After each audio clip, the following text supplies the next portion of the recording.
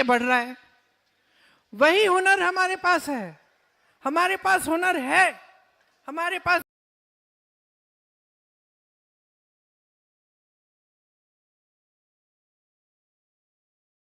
जरा झंडे हिलाएं, जरा जोरदार स्वागत करें उनका। मैं आपसे दरखास्त करूंगा अपना संदेश हमें दे।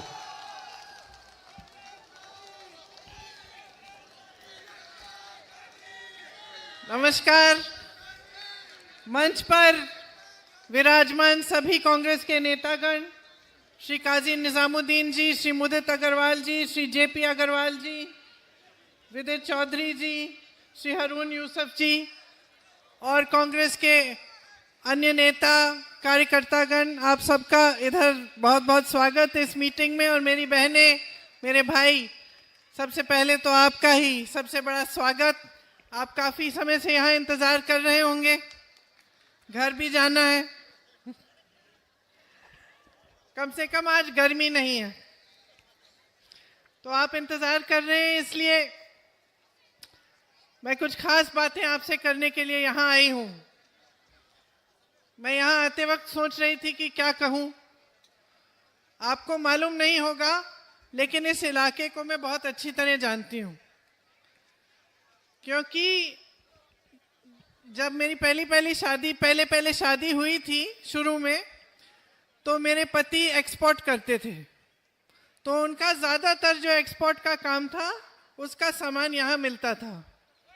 तो मैं उनके साथ तुर्कमान गेट की गलियों में घूमी हूँ, अपनी सिक्योरिटी को छोड़ देती थी, तुर्कमान गेट में जाती थी कांच का पोत खरीदने के लिए, वहाँ की गलियों को जानती हूँ। वहाँ से रिक्शा लेके मैं किनारी बाज़ार जाती थी।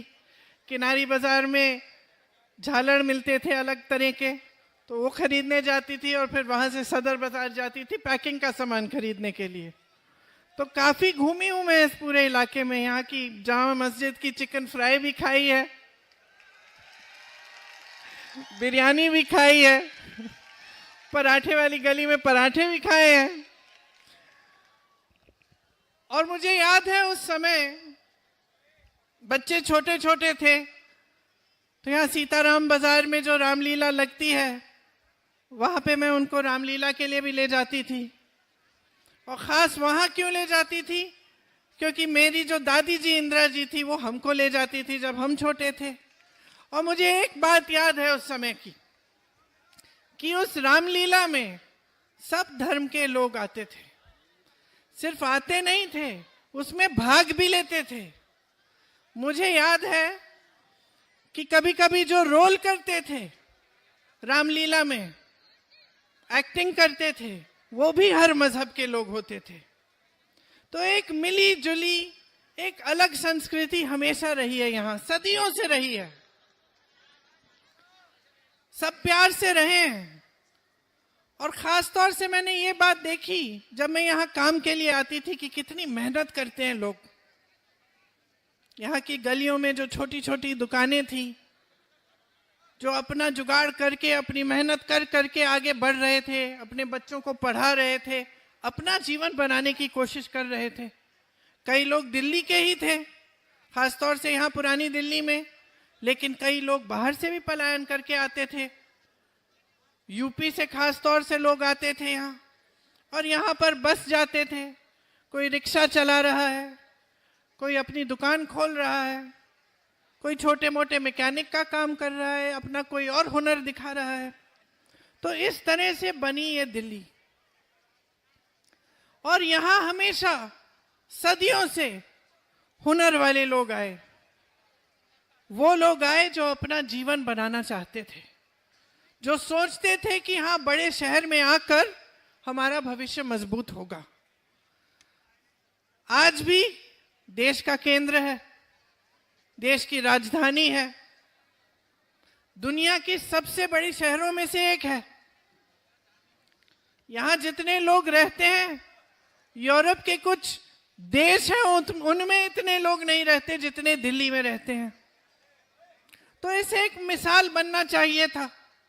हमारी दिल्ली, हमें गर्व होना चाहिए था इस पर। यहाँ की सड़कें पूरी दुनिया में मशहूर होनी चाहिए थी।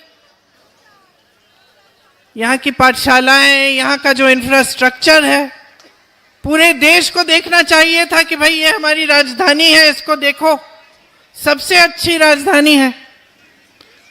लेकिन जैसे समय चलता गया और अलग अलग तरह की राजनीति उभरती गई, वैसे हमने देखा कि विकास के काम, जो गरीब हैं, जो मुसीबत में हैं, जो मुश्किल में हैं, जो लोग गांव-गांव से, अलग प्रदेशों से या यहीं दिल्ली के लोग अपना हुनर बनाने के लिए, उससे कुछ कमाने के लिए, अपने जीवन को मजबूत करने के लिए आते हैं, उनको कोई नहीं पूछ रहा है।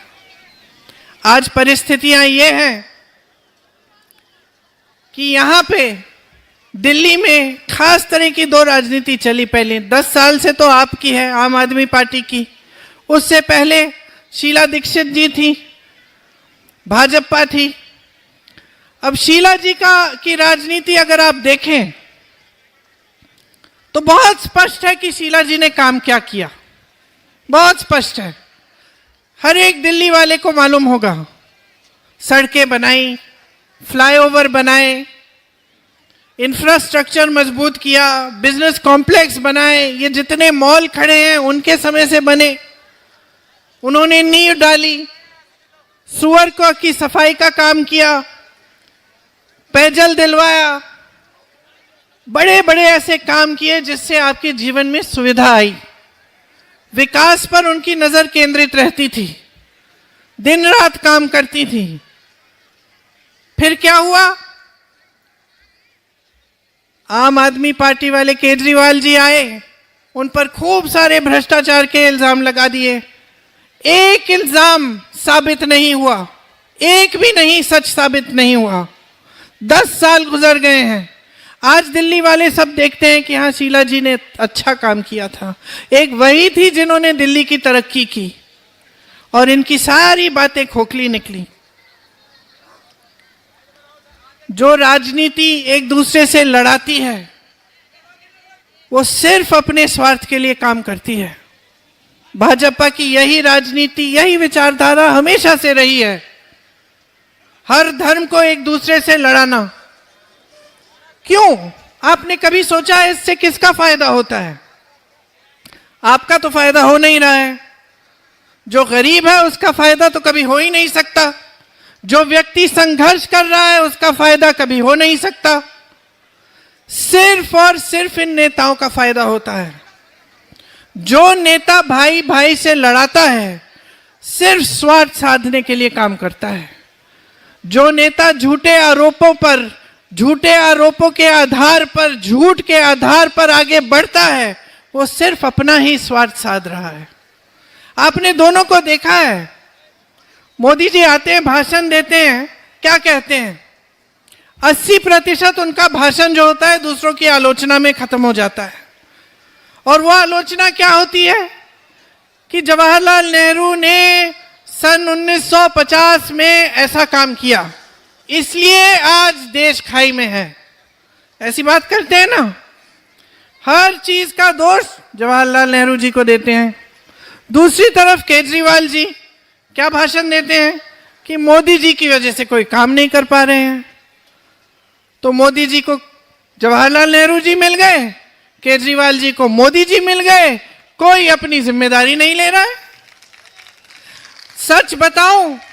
सच बताऊं, मैंने बड़े नेता देखे हैं, बचपन से देखे हैं। इंदिरा जी को देखा, राजीव जी को देखा, शीला जी को देखा, सोनिया जी को देखा, नरसिम्हा राव जी को देखा, चलिए वाजपेयी जी को भी देखा। लेकिन ऐसे नेता नहीं देखे मैंने। इतने कायर नेता कि एक चीज की जिम्मेदारी लेना नहीं जानते। आप सोचो, एक परिवार में अगर परिवार का मुखिया कभी जिम्मेदारी ही नहीं लेता, तो बाकी परिवार के सदस्य क्या सोचते हैं? उसका आदर कर पाते हैं? नहीं कर पाते। सब सोचते हैं कि भाई देखो हमारा मुखिया कैसा है, एक चीज की जिम्मेदारी नहीं ले रहा है, पूरे दिन बैठ के रोता रहता है कि इसने किया, उसने किया। और यही हालत बन गई है आज देश की राजनीति की। आज देश की राजनीति में कोई ऐसा नेता नहीं रहा, भाजपा में, आम आदमी पार्टी में, जो अपनी जिम्मेदारी ले कि हाँ भाई हमारी जिम्मेदारी थी कि हम दिल्ली को विकसित बनाएं, कि हम यहाँ की सड़कें ठीक करें, कि हम पानी पहुंचाएं घरों में, कि हम सूअर की सफाई कराएं, कि हम ये जो यमुना नदी है इसकी सफाई करें। आज कोई जिम्मेदारी नहीं लेता। कोई अपना पल्ला इस तरफ झाड़ेगा, कोई उस तरफ झाड़ेगा। ये नेता नहीं होते बहनों और भाइयों। नेता वो होता है जो आपके लिए खड़ा होता है। नेता वो होता है कि जब आप पर संकट आता है वो आपके साथ कंधे से कंधे मिलाकर संघर्ष करता है आपके लिए, जो आपकी समस्याओं को हल करने की पूरी कोशिश करता है। तो जो राजनीति आज चल रही है वो सिर्फ इन लोगों का जो राजनीतिक स्वार्थ है उसको साधने के लिए चल रही है। कोई आपके बारे में सोच नहीं रहा है आपके संघर्ष क्या है। आज संसद में बजट की चर्चा हुई। ठीक है, इन्होंने कहा मिडिल क्लास के लिए ये जो टैक्स का स्लैब है इसको 12 लाख तक कर दिया, 12 लाख तक मुफ्त है, टैक्स नहीं होगा। ठीक है, लेकिन कोई इनसे पूछ रहा है कि कितने लोग इस देश में, कितने लोग टैक्स भरने लायक हैं? कितने लोग इतना कमा भी रहे हैं कि वो टैक्स भरेंगे, कि वो 12 लाख रुपए कमा पाएंगे एक साल में? मैं बताती हूं, 7 करोड़ लोग, लेकिन 135 करोड़ जनता टैक्स नहीं भर पा रही है। 135 करोड़ जनता इतना कमा ही नहीं पा रही है। आज आप सुबह उठते हैं, आपकी हर चीज पे जीएसटी का टैक्स है।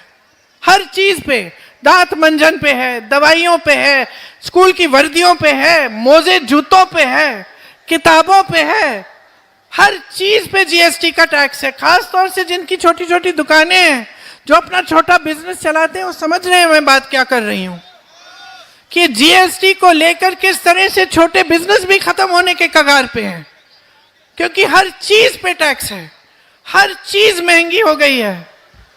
मैंने आपसे बात की जब मेरी शादी हुई थी, मुझे याद है कि 100 ग्राम का जो मक्खन है 12 रुपए का मिलता था, एक थैली दूध 7 रुपए की मिलती थी।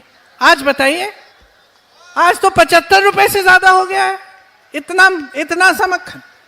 आप मक्खन खाते हैं, ब्रेड खाते हैं, चाय पीते हैं, कुछ भी लेंगे आज आप उस पर टैक्स भर रहे हैं। और कमा क्या रहे हैं? हर जगह बेरोजगारी है, तमाम पद खाली पड़े हुए हैं। सरकारी पद आपको मालूम है 25,000 खाली हैं दिल्ली में। केंद्र की सरकार के भी पद खाली हैं। अब बेरोजगार बच्चे हैं। देखो, आजकल वो जमाना नहीं है कि आप अपने बच्चों को पढ़ाएंगे लिखाएंगे नहीं, कि अगर आप छोटा कारोबार कर रहे हैं कहेंगे कि चलो 12 साल का हो गया इसको इसी में लगा देते हैं। वो जमाना नहीं है। आज आप खुद पढ़ाना चाहते हैं अपने बच्चों को। आप चाहते हैं कि आपका बच्चा जो है आपसे ज्यादा तरक्की करे, कि जो संघर्ष आपने देखे हैं वो बच्चा ना देखे। हम सब वैसे ही हैं। मुझसे अगर आप पूछेंगे क्या नहीं चाहती मैं अपने बच्चों के लिए, तो मैं सोचती हूँ मेरा सबसे बड़ा संघर्ष यही था कि हमने जीवन में बहुत हिंसा देखी। पिताजी की मौत हो गई आकस्मिक, उनको मार डाला गया, दादी जी को भी मार डाला गया हमारे अपने घर में। तो मैं अपने बच्चों के लिए ये जरूर चाहूंगी कि ऐसी चीजें कभी ना देखें अपने जीवन में, खुश रहें, है ना। इसी तरह से आपके जो बच्चे हैं, आप चाहेंगे कि जो आपके संघर्ष हैं वो संघर्ष दोबारा दोहराए ना जाए उनके जीवन में। इसलिए आप चाहेंगे कि आपके बच्चे पढ़े लिखे हों, कि कहीं पे जॉब लग जाए, नौकरी लग जाए, अपना भविष्य बनाएं, बड़े होकर आपको भी मदद करें, आपकी देखभाल करें। यही हम सब चाहते हैं, चाहे किसी भी कोई भी परिस्थितियों में हो हम। आजकल आपके बच्चों की जो उम्मीदें हैं, आशाएं, वो भी अलग हैं। एक जमाना था हम छोटे थे, 2 चॉकलेट मिला करते थे दुकानों में, एक 5 स्टार एक एक्लेयर। आज क्या क्या नहीं मिल रहा है। खिलौने की दुकान एक होती थी, उसमें 1-2 गुड़ियां मिल जाती थी। आज कैसी कैसे चीजें मिल रही हैं। आज छोटे छोटे बच्चे फोन मांग रहे हैं आपसे, कह रहे कि हमें अच्छे अच्छे कपड़े चाहिए, भाई वो वाले जूते चाहिए हमें जो उस दुकान में है महंगे वाले। तो आपके बच्चों की भी आकांक्षाएं जो है, महत्वाकांक्षाएं हैं, वो भी बदली हैं और बदलनी चाहिए। इसी को तरक्की कहते हैं, कि हमारी उम्मीदें, हमारी आशाएं बढ़ती चली जाएं और हम किसी न किसी तरह से इनको पूरा करने की कोशिश करें। लेकिन अकेले नहीं कर सकते ना, अकेले नहीं कर सकते। सरकार की मदद की जरूरत है, सहायता, समर्थन की जरूरत है। रोजगार बनाता कौन है? रोजगार 2-3 जगह से आते थे पहले। एक तो खेती से आते थे, अब आप शहर में रहते हैं तो खेती से शहर में तो आएंगे नहीं। छोटी दुकानें, छोटे बिजनेस रोजगार दिलवाते थे। जिस तरह से मैंने अपने पति के बारे में बात की कि एक्सपोर्ट करते थे, हम लोग यहाँ आकर कांच के मोती खरीदते थे, झालर खरीदते थे, तो जो छोटा बिजनेस वो करते थे उससे यहाँ पे भी दुकानदारों की थोड़ी सी कमाई हो जाती। वो दूसरों को फिर लगाते थे और रोजगार देते थे कि भाई तुम मोती बना के लाओ, हम बेचेंगे। इसी तरह से ये सिलसिला चलता था। तो जो छोटा दुकानदार है, छोटा बिजनेस है, वो हमेशा रोजगार देने वाला होता है, हुनर को पहचानने वाला होता है। इसके अलावा जो बड़े बड़े पीएसयू थे, नेहरू जी को बड़ी गालियां देते हैं, लेकिन ये पीएसयू जिनको हम कहते हैं, जो सरकार की कंपनियां थी, जिसमें सरकारी नौकरी मिलती थी, जिसमें पेंशन अच्छा मिलता था, वो सब लगभग सब कांग्रेस के जमाने में जवाहरलाल नेहरू जी, इंदिरा जी ने बनवाए। और उससे नौकरी की गारंटी मिलती थी, रोजगार की गारंटी मिलती थी। कि आपको याद होगा जो बुजुर्ग हैं यहाँ, कि एक जमाने में सब सरकारी नौकरी चाहते थे, क्योंकि उनको लगता था एक बार ये हो जाएगा तो स्थायी नौकरी मिलेगी, जीवन भर के लिए हम सेट हो जाएंगे। आज सरकारी पीएसयू जो है, सब अपने बड़े बड़े उद्योगपति मित्रों को पकड़ा दिए इन्होंने। लैटरल एंट्री से सबको ठेके पे लगा रहे हैं उसमें। वहां की नौकरियां, रोजगार भी स्थायी नहीं रही, पेंशन भी नहीं रहा जो पहले होता था। जितने भी सरकारी कर्मचारी हैं, ये बेचारे पुलिस वाले भी जो खड़े हैं, इनको पुराना पेंशन नहीं मिल रहा है आजकल। तो सब तरफ से आपको संकटों ने घेर रखा है।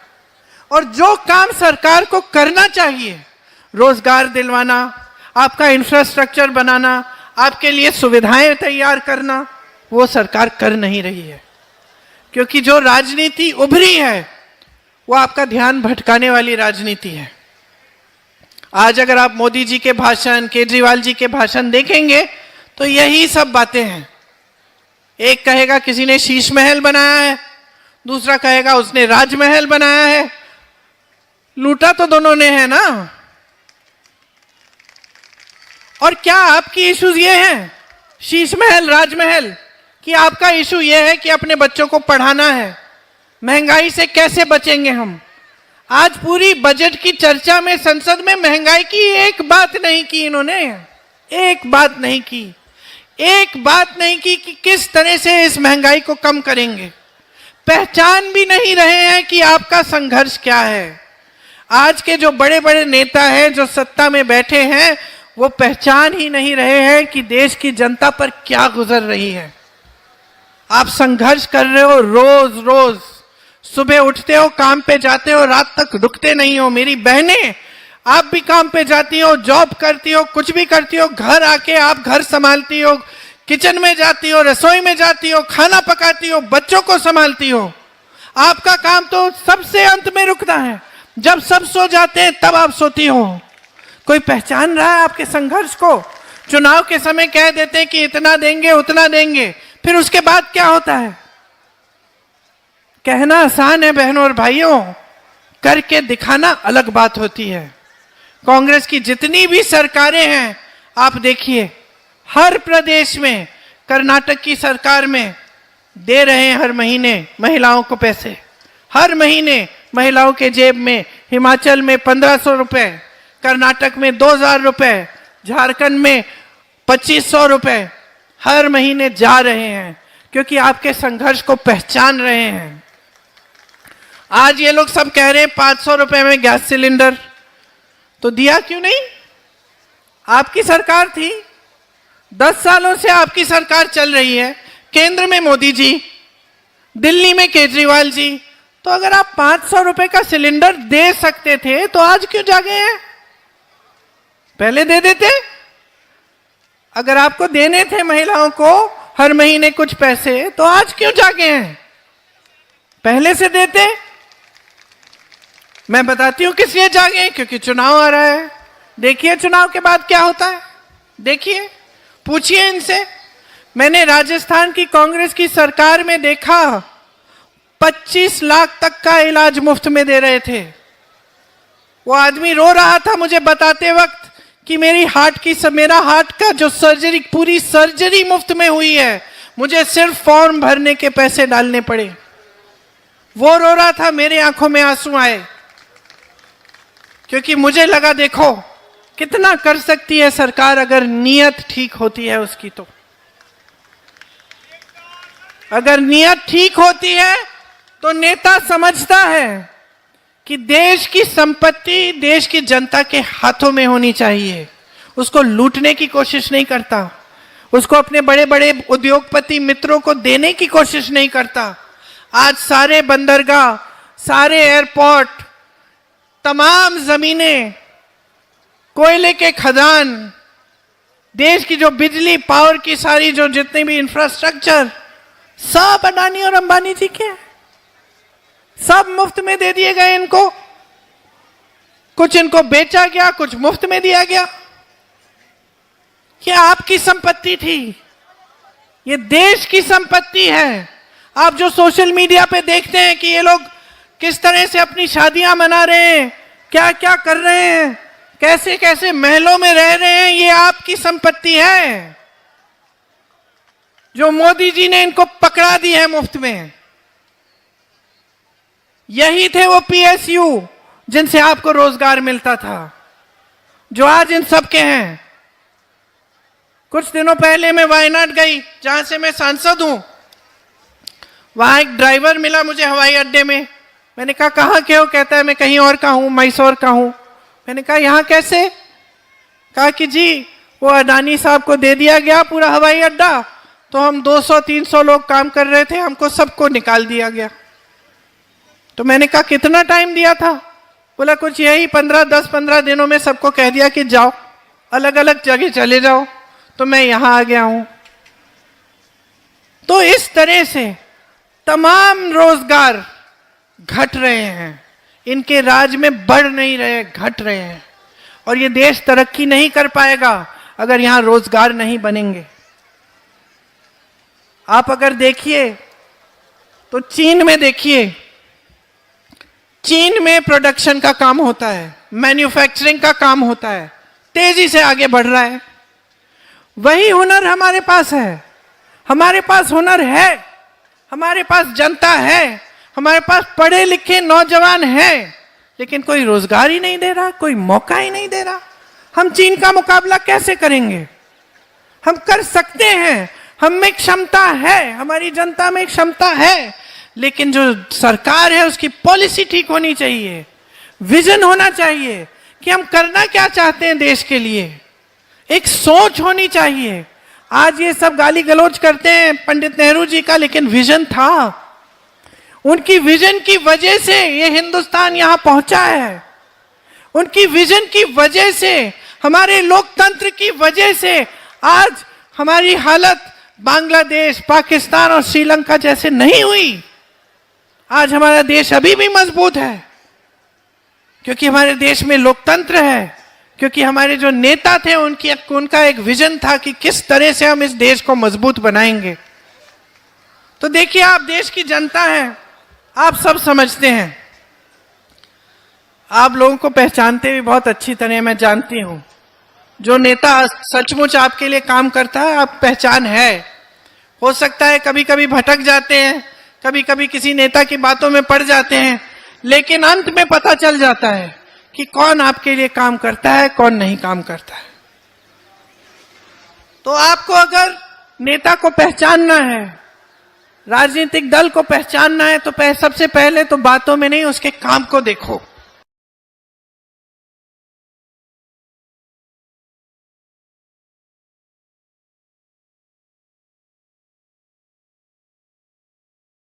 देखो कि कहीं भाई जब कांग्रेस की सरकार थी तो क्या किया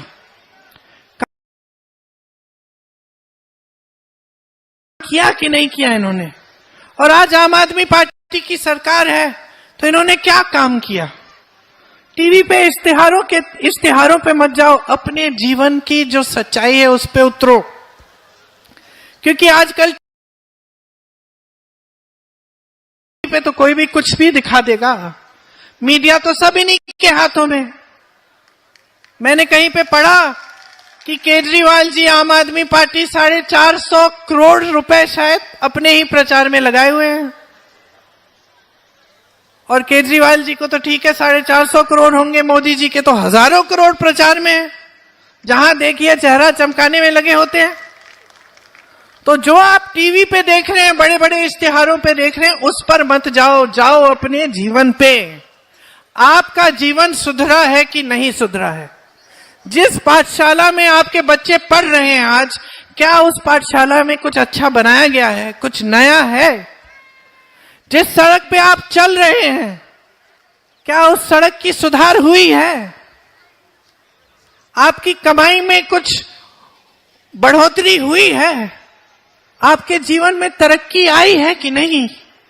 आज आप अपने बच्चों को कुछ ऐसा नया सपना दिखा सकते हैं? यही सवाल पूछिए। चुनाव के समय ये सब अपना स्वार्थ साध रहे हैं, मैं कहती हूं आप अपना स्वार्थ साधो। समझो कि लोकतंत्र ने जो आपको दिया है, जो वोट है, वो एक बहुत ही कीमती औजार है। उससे आप देश बना सकते हो, देश को मजबूत बना सकते हो, अपना भविष्य बना सकते हो, अपने बच्चों का भविष्य बना सकते हो। इसको हल्के में मत लो,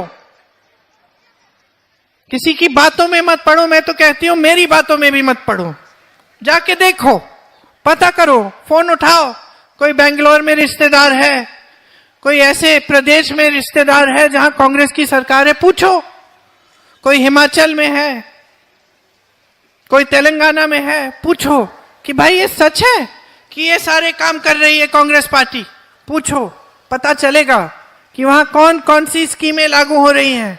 आपको मालूम है कि हमारे एक प्रदेश में हर जने की जो स्कीमें हैं, अगर उन स्कीमों का फायदा जोड़ा जाए तो हर जने के जेब में 55,000 रुपए जा रहे हैं हर साल, स्कीमों के जरिए। राजस्थान में पहली बार गिग वर्कर की जो बिल है वो बनाई गई। गिग वर्कर क्या है? जो ओला में, जोमेटो में डिलीवरी वाले जो काम करते हैं, इनके की सुरक्षा के लिए कुछ नहीं है। आज मैं सुन रही थी संसद में कि कुछ कहा इन्होंने कि कुछ करने जा रहे हैं। खुशी की बात है, करें, लेकिन 10 सालों से सत्ता में रहे हैं, अभी तक तो इन्होंने सोचा नहीं आपके बारे में। आप सुबह से शाम तक डिलीवरी का काम करते हैं, लेकिन आपकी नौकरियां सुरक्षित नहीं है। तो सबसे पहले कांग्रेस ने गिग वर्कर का बिल निकाला था और तेलंगाना में 10 लाख का बीमा मिलता है, कर्नाटक में 4 लाख का बीमा मिलता है। यही डिलीवरी, ओला, उबर, जोमेटो वाले लोगों को, जो सब काम करते हैं इसमें। गैस का सिलेंडर तेलंगाना में 500 रुपए का आज के दिन मिल रहा है, कहने वाली बात नहीं है। हिमाचल, राजस्थान और छत्तीसगढ़ में पुरानी पेंशन लागू है, आज के दिन लागू है। गरीबों को घर बनाने के लिए मदद करने के लिए कर्नाटक की सरकार 3.5 लाख रुपए दे रही है, हिमाचल की सरकार 7 लाख रुपए दे रही है, तेलंगाना में 5 लाख रुपए दिलवाए जा रहे हैं। तो ये सब काम हो रहे हैं कांग्रेस की सरकारों में। मैंने मुफ्त इलाज की बात की, तेलंगाना की हमारी कांग्रेस की सरकार 10 लाख तक मुफ्त इलाज करा रही है। हिमाचल में कैंसर मिलता है। हिमाचल और कर्नाटक में कांग्रेस की जो सरकारें हैं, उन्होंने बुजुर्गों के लिए एक स्कीम निकाली है कि घर बैठे उनका इलाज होता है।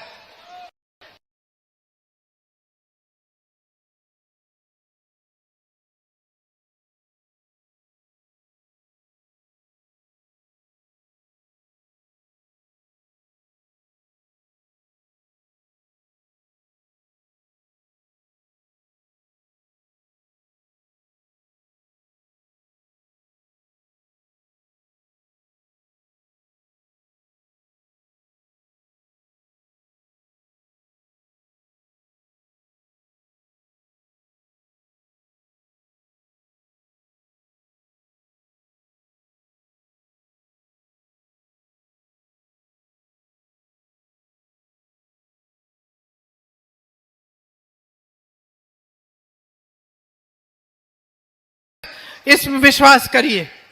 विश्वास इस आधार पे करिए कि जहां जहां हमारी सरकारें हैं वहां ऐसी स्कीमें आज चल रही हैं, लागू हैं। तो एक स्कीम है प्यारी दीदी योजना, महिलाओं को हर महीने 2500 रुपए मिलेंगे। दूसरी है जीवन रक्षा योजना, 25 लाख। युवा उड़ान योजना, युवा उड़ान योजना, युवाओं को 1 साल की अप्रेंटिसशिप मिलेगी।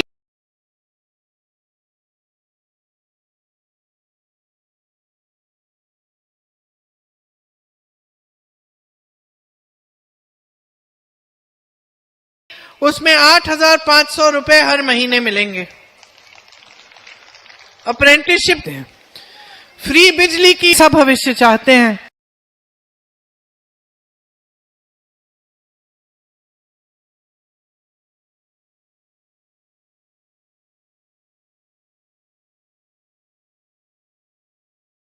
न भाजपा के नेता है। इन्होंने मुझे कहा कि इन्होंने उनके संघर्ष में साथ दिया, उनके साथ खड़े रहे। इसलिए पहचानिए कि आपके जो कांग्रेस के उम्मीदवार हैं वो ऐसे नेता हैं जो आपके संघर्ष में शामिल होंगे, जो कंधे से कंधा मिलाकर आपके लिए लड़ेंगे। तो 5 तारीख को चुनाव है, मेरी बातों को जरूर याद रखना। कोई बड़ी बात नहीं है, सिंपल सी बात है। साधारण को देखो, अपने बच्चों के भविष्य को देखो, और ये देश जो आपकी अमानत है, ये देश जो आपने बनाया है, जो आपके बुजुर्गों ने बनाया है, जिनको आज भी आप खड़ा कर रहे हैं, आपके बिना ये देश नहीं चल सकता। ये कांग्रेस पार्टी को जिताना है ताकि आपके संघर्ष कम हो, महंगाई कम हो, आपको रोजगार मिले और ये देश एक रहे। आइए कांग्रेस पार्टी जय बनाइए। धन्यवाद। जय हिंद। प्रियंका जी, एक मिनट।